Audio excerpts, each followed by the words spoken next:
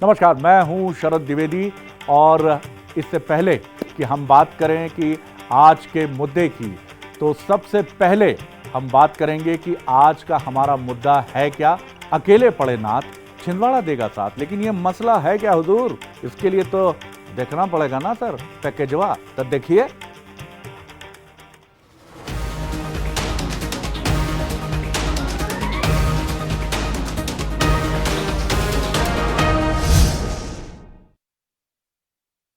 दो 200% हम छिंदवाड़ा जीतेंगे और मुझे विश्वास है कि 5 लाख से ज़्यादा वोट से छिंदवाड़ा का सांसद जाकर मोदी जी के साथ देश के विकास में छिंदवाड़ा के विकास में सहयोग। आखिर बीजेपी को भरोसा कहां से मिल रहा है?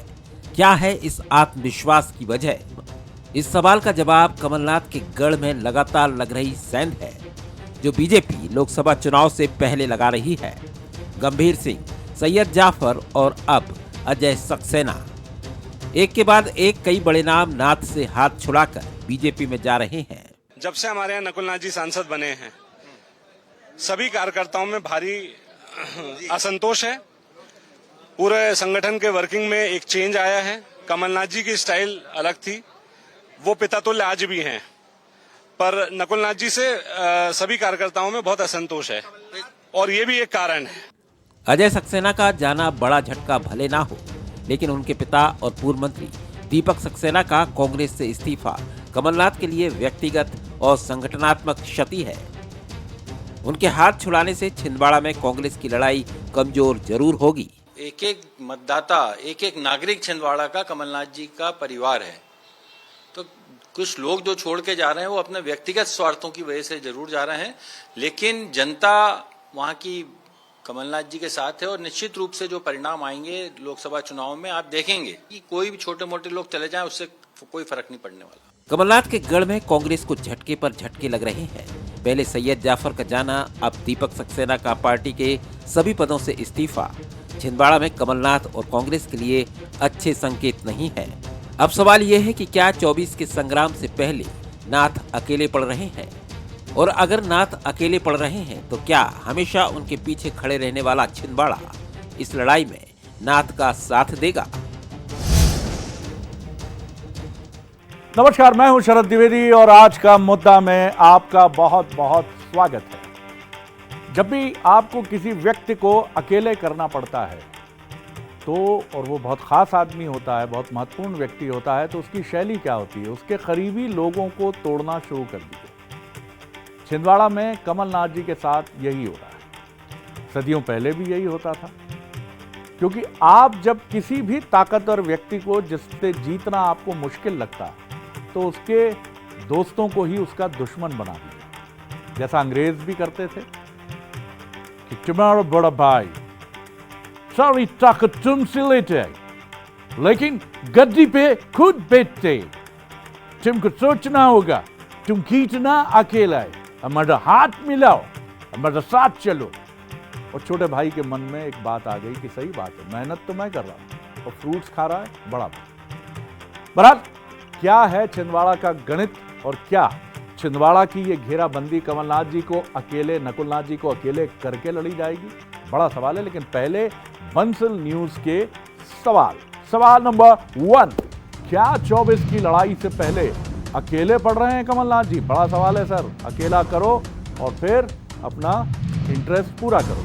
सवाल नंबर 2, नाथ के करीबियों को लेकर बीजेपी माइंड गेम खेल रही है, यानी कि आपको बता रही है आप जब चिंता करते हैं, जब आप चिंतित होते हैं, परेशान होते हैं, नींद उड़ जाती है तो आप कमजोर हो जाते हैं। सवाल नंबर 3, क्या इस लड़ाई में छिंदवाड़ा नाथ के साथ खड़ा रहेगा?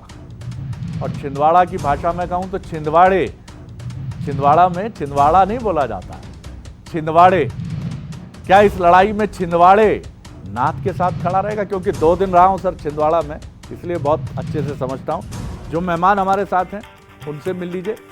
मेरे साथ हैं स्टूडियो में हमारे एग्जीक्यूटिव एडिटर पॉलिटिकल अफेयर्स, ये बोलना बहुत जरूरी है, पॉलिटिकल अफेयर्स राजनीतिक मामलों से जुड़े कार्यकारी संपादक मनोज सैनी जी, बहुत स्वागत करता हूं। और जो दूसरे मेहमान हैं उनसे भी मुलाकात कर लीजिए। आशीष शर्मा जी हैं, बीजेपी से सीनियर लीडर हैं, वरिष्ठ विधायक हैं, उनका बहुत स्वागत है। अब्बास हफीज़ साहब हैं जो इस समय मुझे ऐसा लग रहा है कि वज़न कम कर चुके हैं, कुछ पता नहीं, या फिर ये जो दूरदर्शन है इस समय दूर से बैठे हैं, स्टूडियो में तो है नहीं, तो उससे हमको लग रहा होगा। मनोज जी, पहला मैं आपकी तरफ ही आता हूँ। ज़रा मुझे ये समझाइए कि ये लड़ाई किस तरह लड़ी जा रही है? क्या उसी तरह कि कमलनाथ जी के आसपास फूट डालो और छिंदवाड़ा पे राज करो? शरद जी, दिखाई तो यही देता है कि फूट डालो राज करो, लेकिन फूट डालो राज करो में भी मुझे लगता है, एक आज जब मैं कार्यकर्ताओं से बात कर रहा था तो पीढ़ियां बदल गई, और जब पीढ़ी बदलती है तो फिर कार्यकर्ता भी बदलता है। उन्होंने साफ कहा कि मैं सैयद जफर से भी मैंने पूछा तो उन्होंने कहा पिता तुल्य है कमलनाथ मेरे, मैं आज भी उनको अपने पिता के समान समझता हूँ। मैंने सवाल किया कि पिता को आप लोकसभा के चुनाव में कैसे छोड़ सकते हैं जब पिता उनको समझ रहे हैं, तो उसका जवाब वो वैसा नहीं दे पाए। इसी तरह आज जब अजय सक्सेना से भी मैंने सवाल किया कि आप कहते हैं पिता तुल्य है, तो फिर कैसा, तो बोले पिताजी से कोई लड़ाई नहीं है, मतलब कमलनाथ जी से कोई लड़ाई नहीं है, लड़ाई है नकुलनाथ से। तो ये पीढ़ी जो बदली है और बड़ी अलग तरह की महत्वाकांक्षा है लोगों के मन में। मैं ये नहीं कहूँगा कि वो महत्वाकांक्षा के कारण भारतीय जनता पार्टी को ज्वाइन कर रहे होंगे, लेकिन कमलनाथ के तो यही कहा जाता है कि सीधे रिश्ते। आज भी कार्यकर्ता, कम से कम 20 कार्यकर्ता से मैंने बात की होगी, उन्होंने कहा सीधे रिश्ते हैं। तो मुझे लगता है फूट डालो राज करो का काम तो हो रहा है, लेकिन इस बीच में कहीं सेंध लगाने का मौका भी दिया है कांग्रेस के कार्यकर्ताओं ने, नेताओं ने, और ये घर से लड़ाई भी निकली होगी जैसा अब नजर आ रहा है। तो इसीलिए नकुलनाथ की बात अलग होती है, कमलनाथ की अलग होती है, लेकिन ये मानकर चलिए कि मुझे लगता है अब तक का सबसे अलग चुनाव भारतीय जनता पार्टी छिंदवाड़ा में लड़ रही है, और कमलनाथ भी शायद इस बात को बहुत अच्छी तरह समझ रहे हैं। बिल्कुल, और कई बार एक फैक्टर अजीब सा ये भी होता है कि कोई एक व्यक्ति जो लंबे समय तक किसी महत्वपूर्ण पद पर होता है तो खामखां की एक एंटी इनकम्बेंसी उसके विरुद्ध खड़ी हो जाती है। आप ज्योतिरादित्य सिंधिया की 2019 में पराजय के पीछे क्या कारण देखेंगे? क्या वो बहुत ऐसे नेता थे जो जनता का ध्यान नहीं रखते थे? क्या वो ऐसे नेता थे जो बहुत खराब सलूक करते थे जनता के साथ? क्या 2019 में वो मुख्यमंत्री बनने के करीब नहीं थे मध्य प्रदेश में? लेकिन गुना में ऐसा क्या हो गया कि लोगों ने कहा अब नहीं, लेकिन बाद में वो दुखी भी हुए कि हमने गलती कर दी। बहरहाल आशीष जी की तरफ चलते हैं।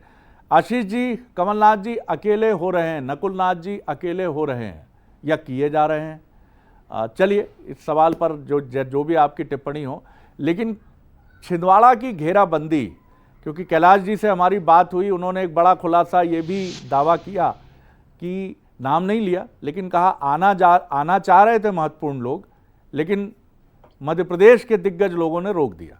जी, क्या कहेंगे? देखिए, मैं ऐसा मानता हूँ कमलनाथ अकेले अब पड़े ऐसा नहीं है।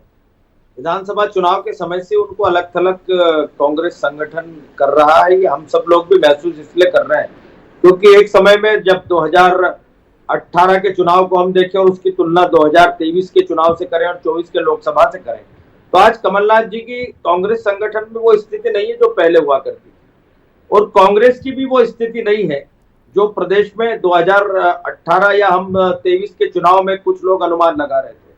कांग्रेस का संगठन तेजी से बिखर रहा है। कांग्रेस का जो वर्तमान नेतृत्व है वो अपने संगठन को इसलिए काबू में नहीं कर पा रहा है क्योंकि उसके अंदर कोई संभावना न कार्यकर्ताओं को दिख रही है न नेताओं को दिख रही है, और इसलिए लोग छोड़ छोड़कर कांग्रेस जा रहे हैं। जिस व्यक्ति ने अपना पूरा जीवन किसी एक राजनीतिक दल को दिया हो, जब उसे लगता है कि मेरा इस पार्टी में कोई भविष्य नहीं है, तो स्वाभाविक है वो अब छोड़कर जाना चाहता है, दूसरी पार्टी में अपना मुकाम बनाना चाहता है। जिन मुद्दों पर उनकी पार्टी ने काम करना चाहिए उन मुद्दों के लिए काम नहीं करती, तो वो स्वाभाविक दूसरे दल में जाना पसंद करेंगे। और रही सबसे बड़ी बात कि कांग्रेस में चाहे छिंदवाड़ा, जो कि कमलनाथ के परिवार के रूप में जिसको पहचाना जाता है, पहले वो सांसद रहे, उनकी पत्नी अलका नाथ रही जब वो किसी मामले में फंस गए थे, उसके बाद अब नकुलनाथ।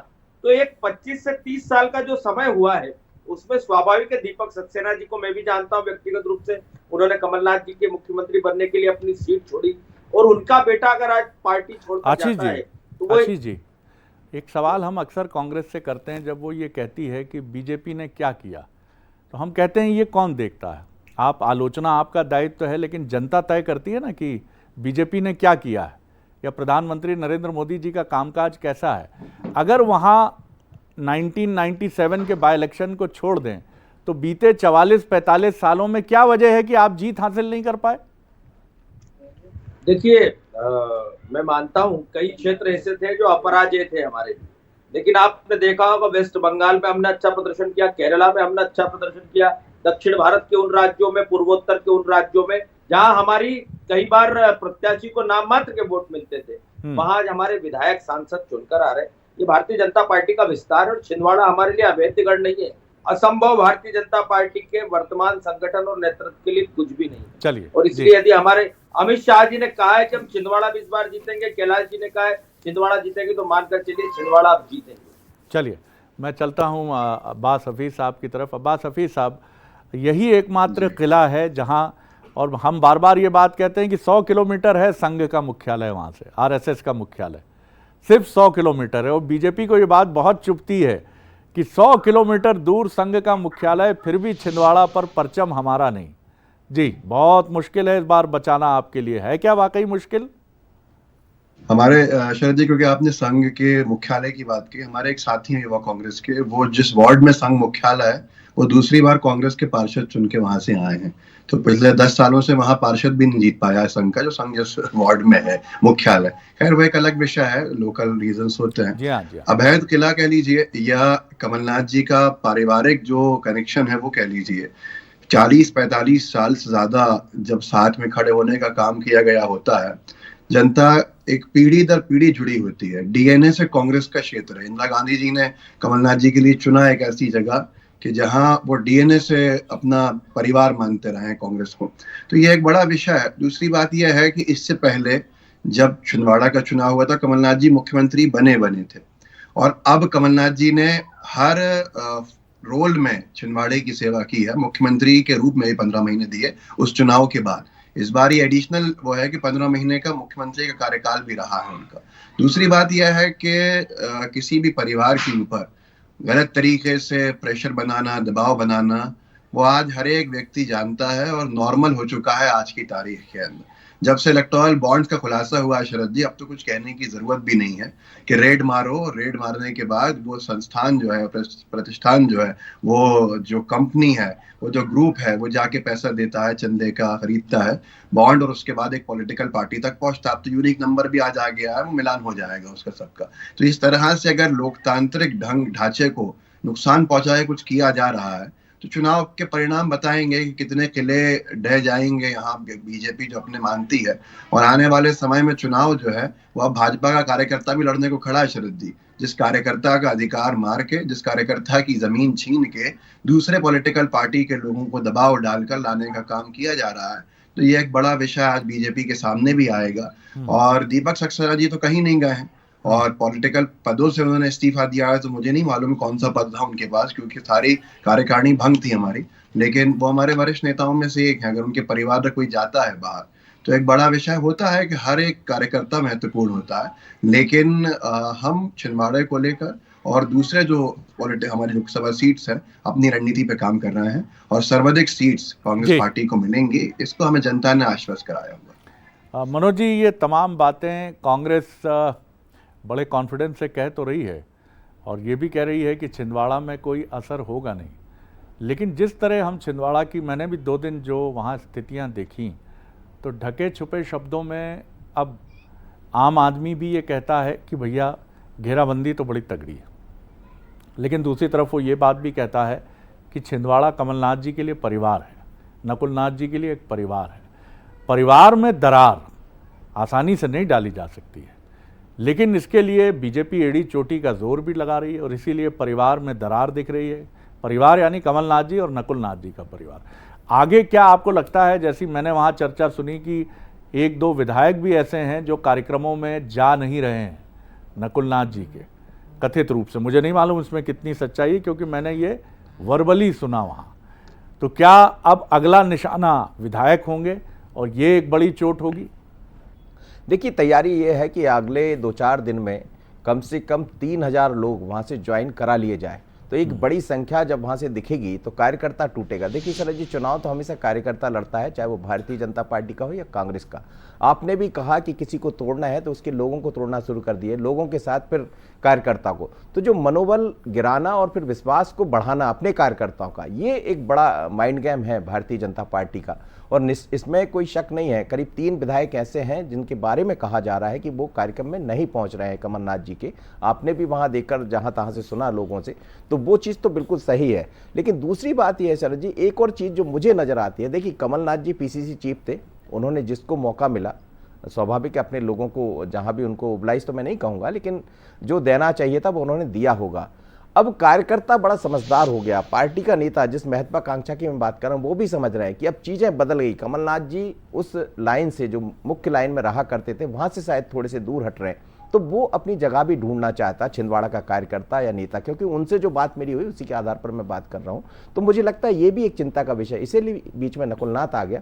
तो बात परिवार के भीतर से भी आई है और दूसरा पारिवारिक रिश्ता जो कमलनाथ का छिंदवाड़ा से था वो यथावत बना हुआ, लेकिन नकुलनाथ के छोड़ने में या जोड़ने में थोड़ा सा पीछे छूट रहे हैं, ये मुझे लगता है, और उसका असर आगे आने वाले दिनों में दिखेगा, जिसकी तरफ आप इशारा कर रहे हैं। आशीष जी, शरणागत को शरण जरूर देनी चाहिए, ऐसा हमारी सनातन परंपरा भी कहती है कि विभीषण जब आए तो लक्ष्मण भी सहमत नहीं थे कि लंकेश के भाई हैं, भले ही तथाकथित रूप से अपमानित होकर आए हैं, लेकिन जगह नहीं देनी चाहिए। मैं छिंदवाड़ा में था, मैंने खाटी बीजेपी के कार्यकर्ताओं से बात की तो कैलाश विजयवर्गीय जी के उस कथन का सहारा लिया। मैंने उनसे पूछा, बहुत सीधी बातचीत थी मेरी, मैंने उनसे कहा कि आप कलदार हैं कि कुछ और हैं, तो बड़े तमतमा के उन्होंने जवाब दिया, 100% कलदार हैं सर, 100% कलदार हैं, हमारे कलदार होने में संदेह है आपको? मैंने कहा फिर जो कांग्रेस से आ रहे हैं वो क्या हैं, वो चिल्लर हैं, रेजगारी हैं। माफ़ कीजिएगा, मेरा कोई ऐसा भाव नहीं था कि मैं हल्की शब्दावली का प्रयोग करूं, लेकिन उन्होंने कहा हमें नहीं मालूम क्या है, लेकिन अब आ रहे हैं तो आने दे रहे हैं। ये बहुत कुछ कहता है आशीष जी। सवाल थोड़ा अलग है विषय से, लेकिन ये बताइए कि आप कमलनाथ जी को तोड़ने के लिए, नकुलनाथ जी को तोड़ने के लिए, फला जी को तोड़ने के लिए, तोड़ने की इस घटना में अपने लिए भी तो चुनौती पैदा कर रहे हैं। लोकतांत्रिक प्रक्रिया में समय काल और परिस्थितियों के अनुरूप राजनीतिक दलों की जो लाइन होती है वो बदलती रहती है, बनती रहती है। जहां तक बात भारतीय जनता पार्टी की है, शरद जी आप भी महसूस करते होंगे इस बात को कि मध्य प्रदेश में एक बहुत बड़ा परिवर्तन भारतीय राजनीति में हुआ था। तो कांग्रेस के इतने सारे विधायक और मंत्री पद पर काबिज लोग भारतीय जनता पार्टी में आए थे। पार्टी संगठन ने न सिर्फ उनको टिकट दिया, न सिर्फ कार्यकर्ताओं ने चुनाव जिताया, बल्कि पुनः पद दिया, और आज वो भारतीय जनता पार्टी की रीति नीति से भाजपा के परिवार में इस तरह शामिल हो गए कि कोई उन्हें उंगली से बताकर ये भी नहीं कह सकता कि ये हमसे अलग है। तो ये भारतीय जनता पार्टी के संस्कार है कि इस पूरे सिस्टम को न सिर्फ उन्होंने अडॉप्ट किया, बल्कि सिस्टम ने भी उनको स्वीकार कर लिया। इतने बड़े परिवार में झगड़े होना, मनमुटाव होना सामान्य बात है, लेकिन इतना परिवार बढ़ने के साथ भी कहीं से भी इतनी सी कोई खबर निकल कर नहीं आती। ये भारतीय जनता पार्टी के कार्यकर्ताओं का संस्कार है, संगठन की ऐसी एक कार्य पद्धति है जिसमें समावेश होने वाले व्यक्ति को कभी भी परायेपन का एहसास नहीं होता। और इसलिए मैं मानता हूं जितनी बड़ी संख्या में कांग्रेस पार्टी छोड़कर, अन्य दलों को छोड़कर लोग भाजपा में इस लोकसभा चुनाव में आ रहे हैं, निश्चित ही माननीय मोदी जी के नेतृत्व में जब तीसरी बार केंद्र में प्रचंड बहुमत की सरकार बनेगी, तब इन सब लोगों को भी इस बात का संतुष्टि होगी कि हमने सरकार बनाने में अपना योगदान दिया। और भारतीय जनता पार्टी संगठन हमेशा कार्यकर्ता के लिए क्या जिम्मेदारी हो ये तय करता है। इसलिए आप विश्वास रखिएगा, किसी भी तरह का भूचाल पार्टी में आने की संभावना नहीं है। हमारा कार्यकर्ता लक्ष्य को मानता है और हमारा लक्ष्य एक ही है कि भाजपा की सरकार पुनः बने। अब्बास हफीज साहब, मैं फिर विषय को हल्का नहीं कर रहा हूँ, लेकिन ऐसा लगता है कि कोई किरदार आपके यहाँ मिसिंग है, कोई बुजुर्ग ऐसा मिसिंग है, जैसे हिंदी फिल्मों में ओम प्रकाश जी होते थे कि वो जाके गिड़गिड़ा के कहे कि बेटा बचा लो अपनी कांग्रेस को, सारे लोग उठ फूट के इधर उधर जा रहे हैं, बेटा मैं हाथ जोड़ रहा हूँ बेटा, नहीं तो कोई नहीं बचेगा। क्या ऐसा कोई नहीं है सर? शरद जी, सबसे पहली बात यह है कि हम सिर्फ, हमारे यहाँ एक चीज की कमी है, और वो कमी यह है कि हम व्यापारिक अवैध व्यापारों को संरक्षण नहीं दे सकते। हमारे पास कोई भी ऐसी ताकत नहीं है जिससे हम अवैध व्यापारों को संरक्षण दे सकें। जिन लोगों को संरक्षण चाहिए उनको देने वाले बैठे सत्ताधारी दल में। हम सब जानते हैं जिनके ऊपर क्या क्या आरोप लगाए गए, जिनको प्रदेश का सबसे बड़ा भूमाफिया कहा गया, क्या कुछ नहीं कहा गया, और भी नेता ऐसे, उसके बाद फिर बाहें खोलकर उनको लिया गया। सदन में पहुंचाया गया। एक देश के बड़े नेता हैं, पूर्व मुख्यमंत्री रहे, उनको फ्लैट चोर तक कह दिया, बड़े गरिमापूर्ण पद पे बैठे हुए भाजपा के सबसे बड़े नेता ने, और उसके बाद उनको उन्हीं फ्लैट चोर कथित तौर पे जिनको कहा गया, उनको राज्यसभा भेजा गया।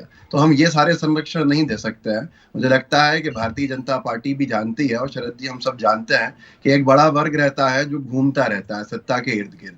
जब हम सत्ता में आए 2018 के आखिरी महीने में, तो रामकृष्ण कुसमारिया जी और स्वर्गीय सरताज सिंह जी, सब मंत्री स्तर के लोग, ये पार्टी छोड़ के, भाजपा को छोड़ के, उससे पहले हवा देख के कांग्रेस में आ गए थे। और कांग्रेस की जब सरकार गिरी तो दोबारा ये लोग वापस भाजपा में चले गए। तो ये इस तरह की प्रजाति होती है, हर पार्टी में होती है। अगर इनसे मनोबल टूट जाएगा, जो आपने शुरू में कहा कि एक ज़हनी तौर के ऊपर जो असर डालने का है मनोबल, मनोवैज्ञानिक तरीके से, तो अगर वो तोड़ देंगे तो शायद हमारा कार्यकर्ता टूट जाएगा। कार्यकर्ता भी जानता है ये कौन लोग हैं, कार्यकर्ता मजबूती से डटा है लीडरशिप के साथ। और आज जनता जनार्दन का जो मूड दिख रहा है शरद जी, मूल मुद्दों को लेकर सर्वाधिक सीटें हम जीतेंगे, जैसे हम विधानसभा चुनाव के परिणाम में लोकसभा के हिसाब से जीते। जी मनोज, 15 सेकंड है मेरे पास। बिल्कुल शरद जी, मैं तो इतना कहूंगा कि जो हो रहा है वो ठीक है, लेकिन भारतीय जनता पार्टी को भी समझने की जरूरत होगी, कहीं छिंदवाड़ा पर ध्यान लगाते लगाते कहीं और स्थान से आपका ध्यान ना चला जाए, खासकर जनजातीय क्षेत्रों से। तो मुझे लगता है इस तरफ भी थोड़ा ध्यान, हालांकि बीजेपी के पास तमाम सारे लोग हैं, वो बेहतर तरीके से समझते हैं, जो दिखता है वो होता नहीं है, जो होता है वो दिख नहीं रहा। बिल्कुल आपने सही कहा मनोज, और ये बहुत महत्वपूर्ण बात है, और इसी लाइन पर, इसी बात पर हम आज का मुद्दा को विराम देते हैं। बहुत शुक्रिया आपका, बहुत शुक्रिया आशीष जी आपका, बहुत धन्यवाद अब्बास हफीज़ साहब आपका।